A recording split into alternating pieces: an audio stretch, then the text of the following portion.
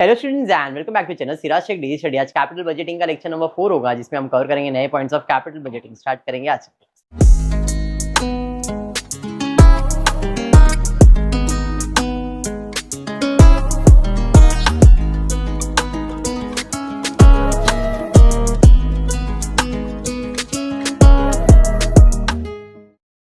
Capital budgeting रिया start. आज नए फॉर्मूलेस के साथ खेलेंगे। प्रीवियस क्लास में हमने profitability and payback period ये कॉन्सेप्ट को क्लियर किया है। होप आपको याद है। सम्स नया मिमोसा भी पढ़ाया था और भी बहुत कुछ पढ़ाया था, पता नहीं क्या क्या पढ़ाया था। चलिए स्टार्ट करते हैं। मनन प्रकाशन के बुक का है आज सम। पहले ही टेक्स्ट बुक में पेज नंबर 35 पे है, कुछ दिया है प्रोजेक्ट के बारे में। चलिए स्टार्ट करें। A project is costing for 10 lakhs. EBDT, earning before depreciation and tax, during the first 5 years are given to you. पहले 5 साल का earning before depreciation and tax is given, assuming 30% tax, 30% depreciation on WDV method. Calculate ARR for the project. Accounting rate of return, average rate of return, कुछ भी बोल दो इसे, ठीक है। चलिए तो सबसे पहला ऐसा ईयर लिखो, ऐसा जैसा मर्जी है आप लिखिए। ईबीडीटी दिया हुआ है, उसमें से डेप्रिसिएशन माइनस करेंगे तो ईबीटी मिल जाएगा, टैक्स माइनस करेंगे तो आफ्टर टैक्स मिलेगा, फिर डेप्रिसिएशन ऐड कर देंगे तो पेबैक पीरियड में काम आएगा। हमको तो एआरआर फाइंड करना है। फर्क समझ में आ गया? पेबैक पीरियड में डेप्रिसिएशन ऐड कर देते थे, अब पेबैक नहीं, कुछ नया पढ़ रहे, एआरआर। तो पहले 5 साल के प्रॉफिट्स दिए 4.5 लाख, 5 लाख, 5.5 लाख, 6 लाख, 575। बाउनस क्लियर है? Depreciation is charged 30% on WDV method. Do you have calculator? Just take out the calculator. सबर वाली है, उस पे 10 लाख लिखने का। कैलकुलेटर पे 10 लाख लिखने का। कैलकुलेटर पे लिखो 10 लाख। रिया वेरी गुड, तुम्हारा उंगली चल रहा है। 10 लाख लिखा, माइनस का बटन दबाओ। अच्छा छोड़ो, माइनस मत दबाओ, पहले 10 लाख लिखो, बाद में माइनस करवा दो। 10 लाख इंटू 30%, 3 लाख। तो डेप्रिसिएशन कितना आएगा इधर? 3 लाख। शायद मैंने कैलकुलेट किया है, शायद किया है, क्या किया है? 3 लाख। क्यों सर, क्यों? डेप्रिसिएशन 30% बोला है ना, बराबर है। कहां दिया है? अच्छा वो डेप्रिसिएशन दिया है, वो प्रॉफिट है बेटा, प्रॉफिट। डेप्रिसिएशन ओरिजिनल कॉस्ट पे कैलकुलेट करते, मशीन का जो कॉस्ट। नहीं उम्र में इसके में जूम किया था बेटा, तो इधर मैंने ऐसा निकाला ये डेप्रिसिएशन, बट इसके बारे में बाद में डिस्कस करता। छोड़ो, यहां पे आ जाता डायरेक्ट। 3 लाख आ गया, भी आपके कैलकुलेटर पे 3 लाख है। माइनस का बटन दबाओ और इज इक्वल टू दबाओ, कितना हो गया देखो? 7 लाख। मतलब WDV 10 लाख में 3 लाख माइनस करो तो नया WDV कितना आया?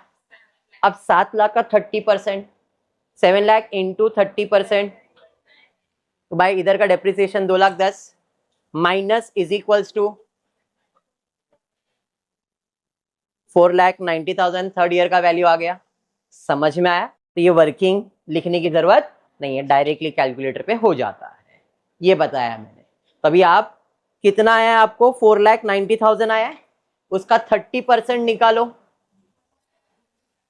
1,47,000। अब माइनस इज इक्वल्स टू कर दो, जो भी आंसर आए फिर से उसका 30% निकालो, 1,02,900। माइनस इज इक्वल्स टू कर दो, जो भी वैल्यू आए फिर से उसका 30% निकालो।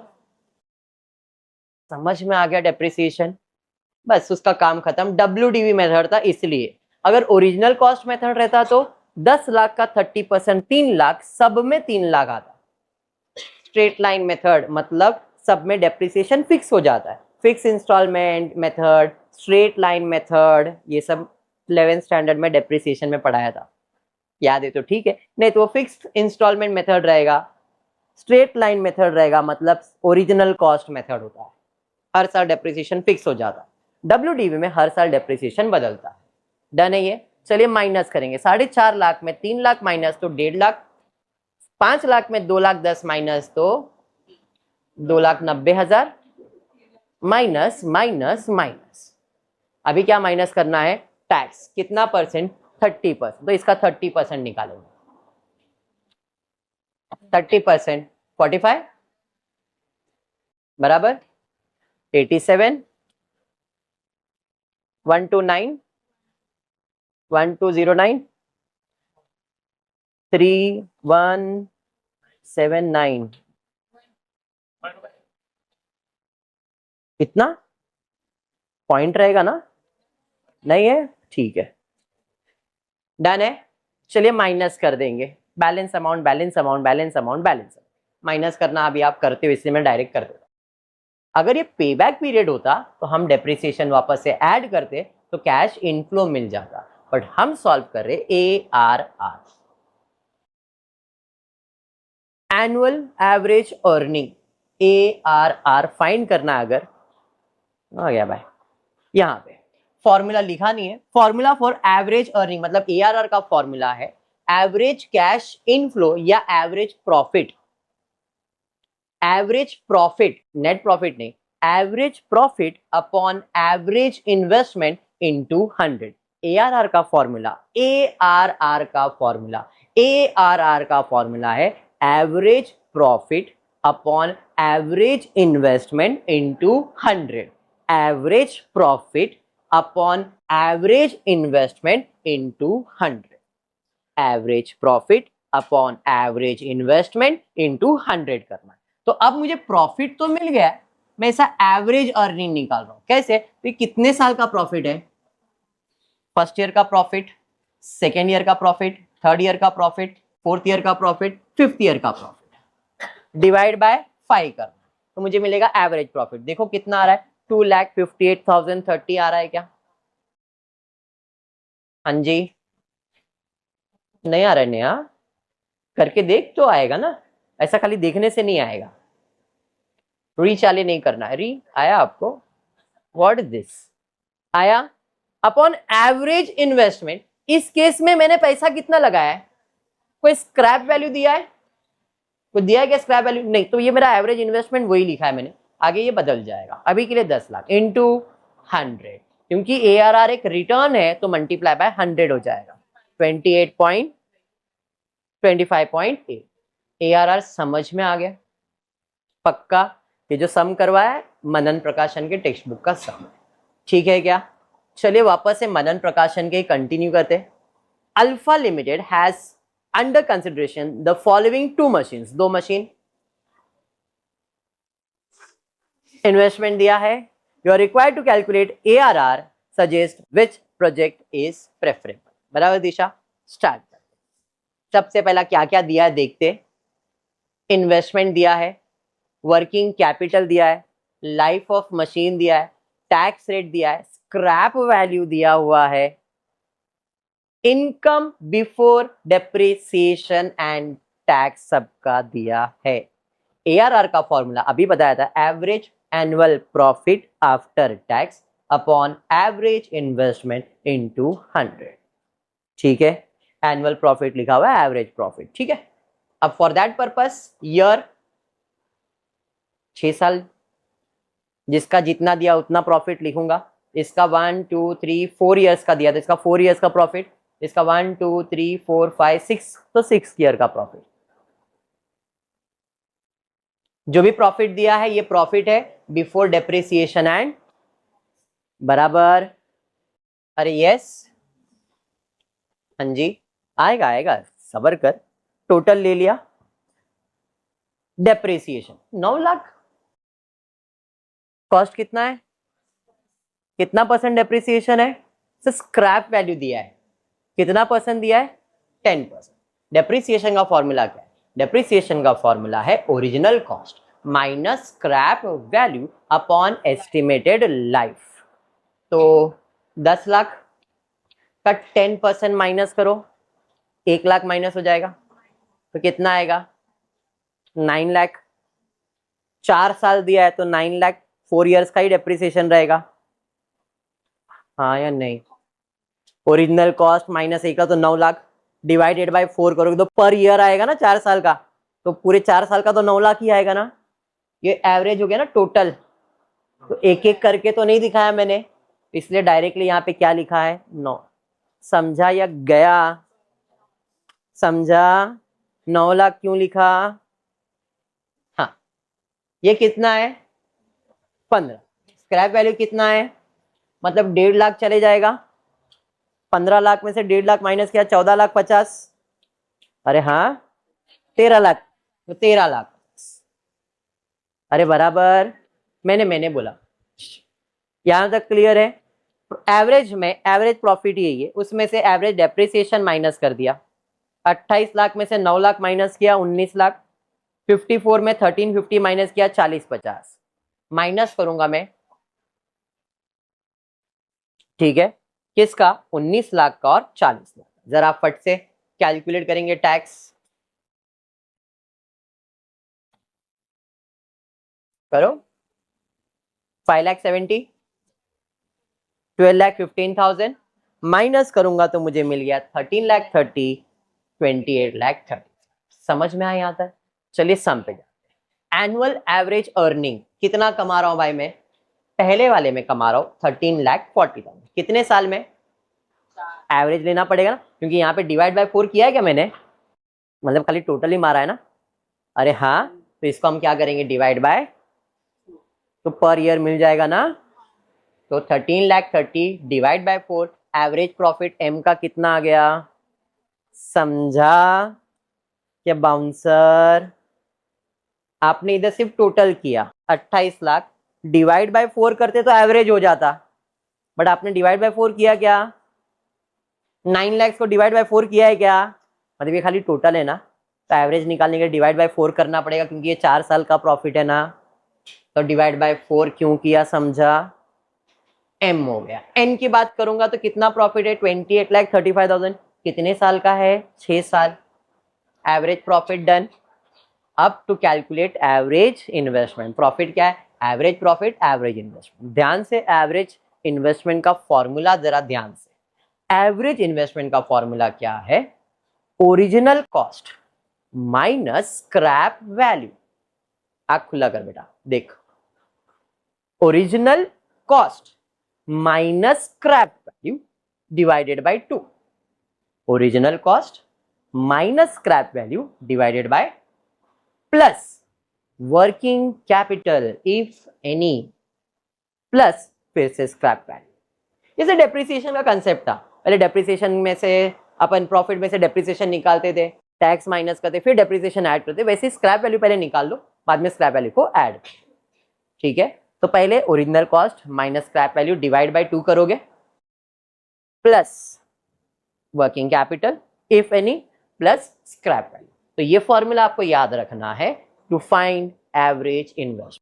इस केस में मशीन 1 में 10 लाख लगने वाला था, स्क्रैप वैल्यू 1 लाख था, divide by 2। Working capital, yes, दिया था क्वेश्चन में, अगर आप ध्यान दोगे, वर्किंग कैपिटल कितना लग रहा है? समझा? यहाँ पे वर्किंग कैपिटल कितना? प्लस 1 लाख। तो कैलकुलेटर आपके पास रहेगा। 10 lakh minus 1 lakh 9 lakh, divided by 2 कर दोगे 4.5 लाख, प्लस 4 लाख, प्लस 1 लाख, 9,50,000 आ गया। अरे समझा ये? पक्का? दूसरे मशीन का भी निकाल लेते। 15 lakh minus 1.5 lakh divide by 13,50,000 को डिवाइड बाय 2 कर देंगे आप, 1675, प्लस 4 लाख 10,75,000 प्लस 1,50,000। समझ में आ गया एवरेज इन्वेस्टमेंट? चलिए भाई, काम खत्म। अब आ जाता हूं ARR पे। Average profit 3,32,500, average investment 9,50,000 into 100। समझा सम? इसके लिए क्लियर है सम? Machine N is preferred as it has higher ARR, सबसे ज्यादा रिटर्न तो उसी को मिल रहा है। सम क्लियर हुआ? ARR का कंसेप्ट क्लियर हो गया? सॉल्व कर सकते हो अच्छे से? पक्का? शायद विपुल लग रहा है मेरे को, विपुल ही लग रहा है। 85 पेज नंबर आ गया, मतलब विपुल पे ही पहुंच गया। पर सेम अभी जैसा किया था वैसा ही लग रहा है।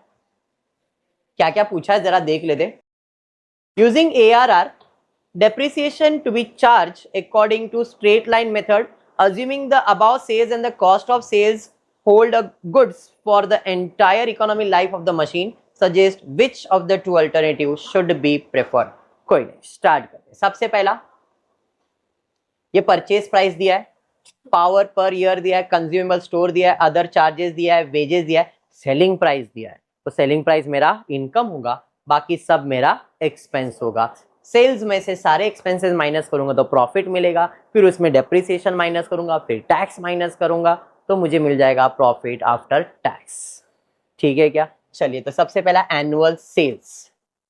सेलिंग प्राइस पर यूनिट दिया हुआ है, कितना दिया है? 6.25, 6.25 बराबर है। सेलिंग प्राइस में इधर कुछ तो लिखा है, आर्स into unit into sales price per unit, मतलब और भी कुछ दिया है। मटेरियल कॉस्ट पर यूनिट दिया है, एस्टिमेटेड लाइफ दिया हुआ है, रनिंग मशीन आवर्स दिया है, यूनिट आउटपुट पर आर दिया है, और यहां पे दिया है assuming that the above sales and the cost of sales hold goods for entire economy life of the machine. जो मेरा मशीन है पर ईयर कितने आवर्स काम करता है? 2000 आवर्स काम कर रहा है, 2000 आवर्स काम कर रहा है। इसका लाइफ कितना है? 10-10 साल का। और हम सामान बेचते कितने में? 15 और 26 रुपए। तो मेरा टोटल पूरे साल का सेल्स कितना होगा? आउटपुट कितना बन के आ रहा है? 24। तो यहां पे हम कैलकुलेशन करेंगे 2000 आवर्स कितना यूनिट बन के आ रहा है? 24 यूनिट पर आवर में। बेचने का प्राइस इधर कितना है? 6.25, मल्टीप्लाई कर लो, 3 लाख रुपए इसका सेल्स। अरे समझा? इसका कैलकुलेशन किया है 2000 आवर्स, 36 यूनिट एंड 6.25 ही है इसका भी। इसमें हम अब माइनस करेंगे क्या? सेल्स का खर्चा, कॉस्ट। सबसे पहला परचेज किया आपने, purchase price of the material कितना है? 2 लाख और 3 लाख। पावर पर ईयर दिया है, कंज्यूमेबल स्टोर पर ईयर 30,000, और भी कुछ दिया है क्या ऊपर? डेल्टा लिमिटेड कुछ नहीं। तो हमने परचेज किया है क्या? मटेरियल कॉस्ट दिया हुआ, कितना दिया मटेरियल कॉस्ट? 2.5 रुपए। अरे हाँ, पर यूनिट बोला है, तो मटेरियल 2.5 रुपए। कितना यूनिट बना रहे हो? कितने आवर्स में? तो मटेरियल का खर्चा कैलकुलेट कर लो, कितना आ रहा है? 2000 यूनिट, सॉरी 2000 आवर्स, 24 यूनिट 2.5 रुपए के हिसाब से, वो जो डायरेक्ट कॉस्ट है आ जाएगा। फिर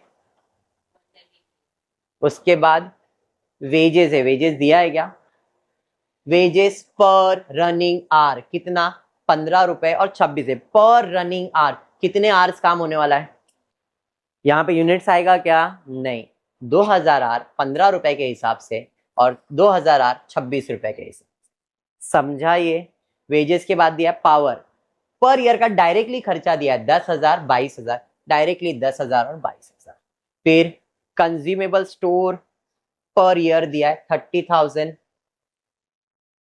फिर अदर चार्ज दिया है ना 37,500, अदर चार्जेस 40,000, 45,000।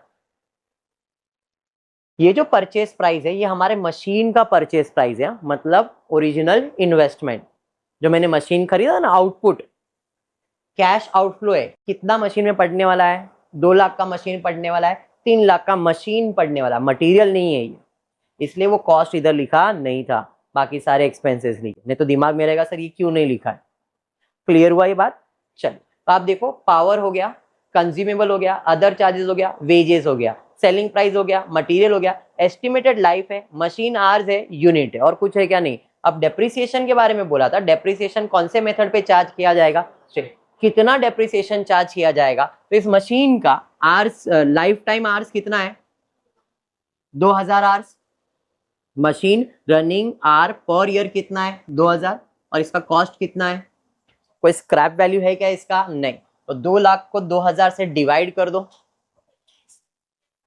दिया है ना, किधर दिया है, अच्छा दिया हुआ है क्या, तो 2 लाख को सीधा 10 से डिवाइड कर दो, अगर ये नहीं दिया रहता ना तो मैं 2000 से डिवाइड करता बेटा, क्यों, क्योंकि मेरे को आरजी दिया है तो मैं किससे डिवाइड करता 2000, अब ये लाइफ दिया हुआ है तो लाइफ से डिवाइड करोगे, 2 लाख डिवाइड बाय 10 कितना 20,000, डेप्रिसिएशन 2 लाख डिवाइड बाय 10 आ गया, इधर कितना लाइफ दिया है 10, 3 लाख को डिवाइड बाय 10 30,000 आ जाएगा, बेसिक है, समझा ये इनकम है और ये सारे आपके एक्सपेंसेस है, income minus expense, income minus expense, जरा करो और बताओ कितना आ रहा है,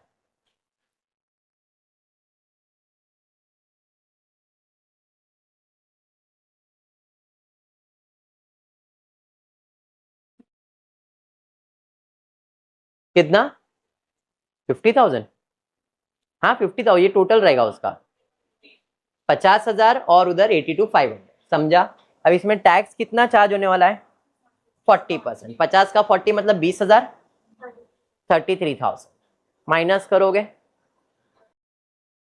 समझ में आया, अभी हमने 1 साल का निकाला है तो एवरेज भी यही रहेगा उसका, अरे हाँ बराबर, तो हमारा एवरेज एनुअल प्रॉफिट 30,000 ही रहेगा, ये समझ में आया क्या 30,000, एवरेज इन्वेस्टमेंट कितना, तो एवरेज इन्वेस्टमेंट का फॉर्मूला दिया था original cost minus scrap, scrap है क्या, वर्किंग कैपिटल है क्या, कहाँ है क्या, नहीं, तो फॉर्मूला है original cost minus scrap value divided by 2, original cost 2 lakh, sir आपने पहले वाले में नहीं किया था, नहीं किया था, मैंने बताया था बेसिक समझाओ, 2 लाख माइनस 0 तो 2 लाख ही आएगा, डिवाइड बाय 2 करोगे तो 1 लाख आएगा, समझ में आया, यहां पे जब फॉर्मूला लिखा है 30,000 average profit upon average investment, 2 lakh divide by 2 क्यों किया, समझा, हाँ या नहीं,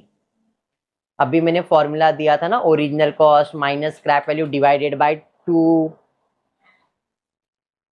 इसलिए अभी हाँ बोलिए, तो ये 1 लाख आएगा यहाँ पे, समझा, तो 30,000 डिवाइड बाय 1 लाख इंटू 100 करोगे तो 30%, ये एक का हुआ, दूसरे पे जाते हैं, यहाँ पे 3 लाख डिवाइड बाय 2 1.5 लाख हो जाएगा, प्रॉफिट 49,500 है तो 49,500 डिवाइड बाय 1,50,000 इंटू 100 33, कौन सा बेटर है, न्यू मशीन लेना बेटर है compare to the old machine, सम क्लियर हुआ, 100% क्लियर हुआ है, since ARR for the new machine is higher as compared to the old machine, new machine should be preferred, done है, ARR का concept बैठ गया दिमाग में, क्या लेंदी लग रहा है,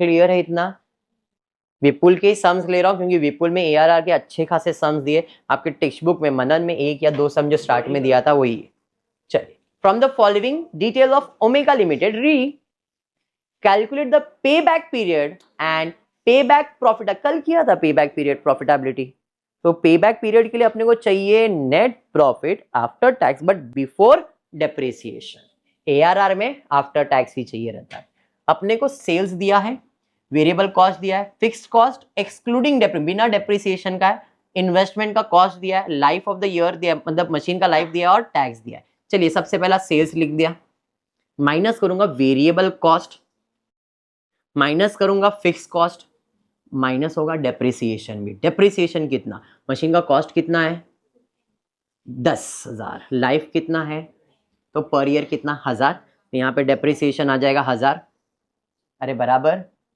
हाँ 3,000 में 1000 जाएगा तो आएगा 2,000, अब इसमें हम लोग माइनस करेंगे टैक्स 50% यानी कि 1000, तो नेट प्रॉफिट आफ्टर टैक्स 1000, पे बैक पीरियड है तो डेप्रिसिएशन क्या हो जाएगा ऐड हो जाएगा, तो अपने को मिल जाएगा 2000, एनी डाउट, पे बैक पीरियड फाइंड करने के लिए 2000 हर साल रिकवर होगा, इन्वेस्टमेंट कितना कर रहे हो 10,000, तो पे back period will be 10,000 divide by 2000 5 years, profitability कैसे फाइंड करेंगे, कल किया था प्रॉफिटेबिलिटी, कैसे करेंगे प्रॉफिटेबिलिटी, प्रॉफिटेबिलिटी कितना कमाया, लाइफ कितना था उसमें से, ये माइनस, जोक्स के बाहर ही नहीं निकल पाए। Annual cash inflow, estimated life minus पे, याद आया? एनुअल कैश फ्लो कितना था, लाइफ कितना है, रिकवर कितने साल में हुआ, तो 5 × 2 10,000 प्रॉफिट होगा हर साल का, 5 साल में आगे। अरे हाँ, याद आ रहा है, चलो ठीक है। नहीं नहीं, लेना पड़ता है, अभी कैपिटल बजटिंग की ज्यादा दिन बचा नहीं, अभी अपना एग्जाम्स भी आ रहा है तो करना पड़ता है। चार्ली आ गए, चार्ली जी आए और अपने को 3 फॉर्मूलेज देके गए, बोले पे बैक निकालो, प्रॉफिटेबिलिटी निकालो और ARR निकालो। Charlie company wish to buy machine, बेटा इसको मशीन खरीदने का रही, कितने का है, द लाइफ कितना है 10 साल, स्क्रैप वैल्यू भी दिया है, average annual net profit, average profit दिया हुआ है बिफोर टैक्स 20,000, टैक्स का रेट है 35%, डेप्रिसिएशन ऑलरेडी चार्ज किया है SLM बेसिस के ऊपर, पे बैक निकालना है, प्रॉफिटेबिलिटी निकालना है, ARR निकालना है। चलिए, average profit before tax less tax कर दो 30%, 30% निकाल दिया, सॉरी 35% निकाल दिया, यहां तक तो क्लियर ही है। अब डेप्रिसिएशन ऐड करना पड़ेगा, क्यों और कैसे, तो ओरिजिनल कॉस्ट मशीन का कितना है, स्क्रैप वैल्यू भी कुछ दिया था, बट क्योंकि 10 साल का लाइफ है तो ओरिजिनल कॉस्ट 20 माइनस 5 तो आपको आ जाएगा 20, 2 लाख माइनस 5,000 मतलब 1,95,000 डिवाइड बाय 10 मतलब 19,500, 19,500। अरे समझा, ऐड कर दो 13,500 में, तो ये काम किधर आएगा, पे बैक में। लेकिन ARR फाइंड करना है तो कौन सा प्रॉफिट काम आएगा, 13,000, ARR में 13,000, पे बैक में 32,500। फर्क समझ में आ गया? हाँ अब ये तो हो गया 32,500, पे बैक निकालना है तो 32,500 कितने साल में रिकवर होगा, तो मशीन का कॉस्ट कितना है 2 लाख, तो 2 लाख डिवाइड बाय 32,500 6.154 ईयर्स में। प्रॉफिटेबिलिटी अगर मुझे फाइंड करना है तो इनफ्लो कितना है 32,500 है, लाइफ कितना है 10 साल, 6.154 ईयर्स निकाल दो उसमें से, 1,25,000 मल्टीप्लाई कर लो, नहीं 1,24,999.9।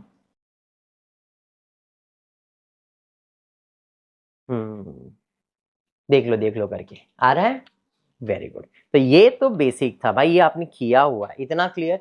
अब आ जाते हैं ARR पे। ARR पे एवरेज प्रॉफिट सर मालूम तो है 13,000, अभी एवरेज इन्वेस्टमेंट निकालना पड़ेगा। इसके अंदर अगर आप ध्यान दोगे ना तो प्रॉफिटेबिलिटी में कुछ चीजें नहीं दिख रही आपको। सर इसके पहले स्क्रैप नहीं था क्या, याद करो, प्रॉफिटेबिलिटी के सम्स में इसके पहले स्क्रैप एक भी सम में नहीं था, डेप्रिसिएशन का परसेंटेज था। अगर स्क्रैप वैल्यू आता है, स्क्रैप वैल्यू अगर आता है तो स्क्रैप वैल्यू लास्ट ईयर में मिलता है जिस साल में आपको, और प्रॉफिटेबिलिटी हम लोग क्या निकालते हैं, पूरे लाइफ टाइम के लिए निकालते हैं, तो इसके लिए उसके अंदर स्क्रैप क्या होता है, ऐड होता है। समझ में आया क्या? अगर स्क्रैप वैल्यू दिया है, प्रॉफिटेबिलिटी पूछा है, तो इसके अंदर हम लोग स्क्रैप ऐड करेंगे। समझ में आया ये बात? पक्का। आ जाता हूं ARR के ऊपर। ARR का फॉर्मूला है average annual profit upon average investment. ठीक है, ये तो मालूम था, एवरेज प्रॉफिट तो मुझे मालूम है, कितना है मेरा एवरेज प्रॉफिट, ये मुझे मालूम है 13,000, बट एवरेज इन्वेस्टमेंट निकालना पड़ेगा। एवरेज इन्वेस्टमेंट का फॉर्मूला है original cost minus scrap value upon 2 additional capital plus scrap value. Scrap value तो है बट वर्किंग कैपिटल नहीं है। ओरिजिनल कॉस्ट मशीन का था 2 लाख रुपए, है ना? चलिए, तो 2 lakh minus 5,000 divide by 2, 1,95,000 divide by 2 करोगे, कितना आया, कितना 97,500 प्लस 5,000 करोगे 1,02,000, तो ये मेरा क्या आया, एवरेज इन्वेस्टमेंट। प्रॉफिट कितना है 13,000, तो 13,000 डिवाइड बाई 1,02,500 इंटू 100 12.6। सम क्लियर है? पक्का क्लियर है? फिर आज क्लास को इतना ही रखते। होपफुली वीडियो पसंद आया तो प्लीज वीडियो को लाइक कर देना, फ्रेंड ग्रुप में शेयर करना, चैनल को सब्सक्राइब करना। Thank you for watching the video.